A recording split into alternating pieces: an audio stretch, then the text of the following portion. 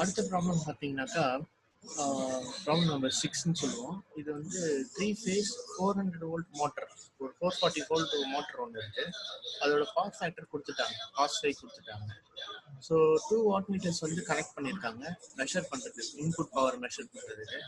அப்படி மெஷர் பண்ணும் போதும் பவர் வந்து அவங்களே கொடுத்துட்டாங்க, 330 கிலோவாட்ஸ்ன்னு கொடுத்துட்டாங்க. இப்போ அவங்க கேட்கறதுனால find the readings of each watt meter, 2 watt மீட்டரும் எவ்வளோ ரீடிங் கொடுக்குது அப்படின்னு கேட்குறாங்க. அதாவது W1 எவ்வளோ, W2 எவ்வளோ, இந்த கொஸ்டினை தான் அவங்க வந்து கேட்குறாங்க. ஸோ இதில் என்னென்ன கொடுத்துருக்காங்கனாக்கா, லைன் வோல்டேஜ் கொடுத்துட்டாங்க, 440 volts கொடுத்துட்டாங்க. ஸோ அதுதான் இங்கே எழுதியிருக்கேன். அது வந்து பவர் ஃபேக்டர் கொடுத்துட்டாங்க, பவர் ஃபேக்டர்னா காஸ் 5, ஸோ அதுவும் 0.4ன்னு கொடுத்துட்டாங்க. அதுக்கப்புறம் பார்த்தீங்கன்னா பவர் வந்து எப்படி கொடுத்துருக்காங்க அப்படின்னு பார்த்தீங்கன்னாக்கா, பவர் வந்து 30 கிலோவாட்ஸ்ன்னு கொடுத்துட்டாங்க. அதாவது 2 வாட் மீட்டரும் சேர்ந்து எவ்வளோ பவர் செலவு பண்ணுது அப்படின்னு பார்த்தீங்கன்னாக்கா, எவ்வளோ பவர்னு கொடுத்துருக்காங்கன்னா பார்த்தீங்கன்னா 30 கிலோவாட்ஸ். கிலோவாட்னு சொன்னாலே 1000 அர்த்தம், 10⁻³ சொல்லலாம். இப்போ இது ஈக்குவேஷன் நம்பர் 1ன்னு வச்சுக்கலாம். Equation number 1. ஸோ இதான் வந்து கிவன் டேட்டா. இந்த டேட்டாவில் இப்போ அடுத்து நம்ம என்ன பண்ண போகிறோம் அப்படின்னு பார்த்தீங்கன்னாக்கா, எப்படி சால்வ் பண்ணுறதுன்னு நம்ம பார்க்க போகிறோம். ஸோ கணக்கில் என்ன கொடுத்துருக்குறாங்க அப்படின்னு பார்த்தீங்கன்னாக்கா, காஸ் 5 வந்து கொடுத்துருக்காங்க. எவ்வளோ கொடுத்துருக்காங்க, 0.4 கொடுத்துருக்காங்க. ஸோ இதுலேருந்து முதல்ல 5 கண்டுபிடிங்க. ஸோ 5 எப்படி கண்டுபிடிக்கலாம்னாக்கா, 5 ஈக்குவல் டு இந்த 5 அப்படியே வச்சுங்க. இந்த காசு இந்த சைடு வந்ததுனாக்கா காசு இன்வர்ஸாக மாறிடும். ஸோ அப்போ காசு இன்வர்ஸ் மாறிச்சுனாக்கா இந்த இடம் வந்து இப்படி ஆகிடும். ஸோ அந்த 5ஓட ஆங்கிள் வந்து கண்டுபிடிச்சாச்சு. இப்போ இந்த 5ன்றது பவர் ஃபேக்டர் ஆங்கிள்னு சொல்லுவோம். 66.42 நம்ம கண்டுபிடிச்சு கால்குலேட்டர்ல டைப் பண்ணிடலாம். இதுக்கப்புறம் நமக்கு தெரிஞ்ச ஒரு 2 ஃபார்முலா தான் இந்த இதுல இருக்கு அப்படின்னு நான் சொன்னேன் நான். ஸோ இந்த ஃபார்முலா தான் அது. ஸோ இதுல பாத்தீங்கன்னாக்கா உங்களுக்கு 5 இப்போ தானே கண்டுபிடிச்சிங்க. அப்போ tan 5ன்றதுக்கு பதிலாக tan 66.42 நம்ம என்டர் பண்ணிடலாம்.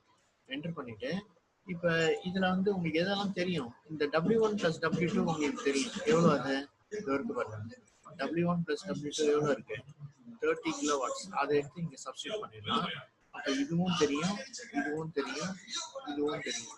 அப்போ இந்த ஈக்குவேஷன் W2 - W1 எவ்வளோன்னு நம்ம கண்டுபிடிச்சோம். ஸோ அதை எப்படி கண்டுபிடிக்கிறதுன்னு இப்போ நம்ம கீழே அப்படியே கொடுத்துருக்கோம் பாருங்க.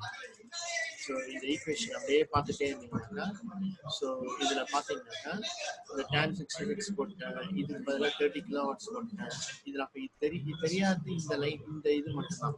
ஸோ இது மட்டும் அப்படியே கொஞ்சம் கொஞ்சமாக ரெடியூஸ் பண்ணிட்டே வந்து எப்படி குறைக்கிறேன் அப்படின்னு பார்த்தீங்கன்னாக்கா, பாருங்க அப்படியே பாருங்க. ஸோ இப்போ நமக்கு வந்து இப்போ ஒரு புதுசாக ஒரு ஈக்குவேஷன் கிடைச்சிருச்சு. W2 will be equal to இந்த மாதிரி ஒன்று கிடைச்சிடும். ஓகேவா, இது அப்படியே கிடைச்சிடும். இது அப்படியே சிம்பிளிஃபை பண்ணீங்கன்னாக்கா, கால்குலேட்டர் டைப் பண்ணீங்கன்னாக்கா, W2 - W1ஓட வேல்யூ வந்து 39,665 கிடைச்சிடும். இது ஈக்குவேஷன் நம்பர் 2 நம்ம அசீவ் பண்ணிக்கலாம். ஏற்கனவே ஈக்குவேஷன் நம்பர் 1 தெரியும், இது ரெண்டுத்தையும் ஆட் பண்ண போறாங்க. ஸோ அப்படி ஈக்குவேஷன் 1ஐயும் ஈக்குவேஷன் 2ஐயும் ஆட் பண்ணாக்கா இந்த W1 இந்த W2, இந்த W1 - W1 தானே இருக்கு. ஸோ இந்த -W1 இருக்கு பாருங்க, இந்த -W1 இந்த +W1 கேன்சல் ஆகிடும். அப்போ இந்த இடத்துல வந்து 2W2 மாறிடும். இது அப்படியே ஆட் பண்ணிட்டு போறேன். ஸோ இது அப்படியே ஆட் பண்ணாக்கா 69,000 வரும். ஸோ இதுல இருந்து நம்ம என்ன கண்டுபிடிக்கலாம் அப்படின்னு பார்த்தீங்கன்னாக்கா, அப்படியே இருங்க. ஸோ இதுல இருந்து பார்த்தீங்கன்னாக்கா W2 கண்டுபிடிச்சிடலாம். ஸோ 2W2 வந்து ஈக்குவல் டு இதுன்னு கிடைக்கும். ஸோ இந்த W2 அப்படியே வச்சிங்க, இந்த 2 இந்த சைடு டிவைட் பை ஆகிடும். அப்போ 34,832.5 வாட்ஸ்ன்னு கிடைச்சிருக்கு.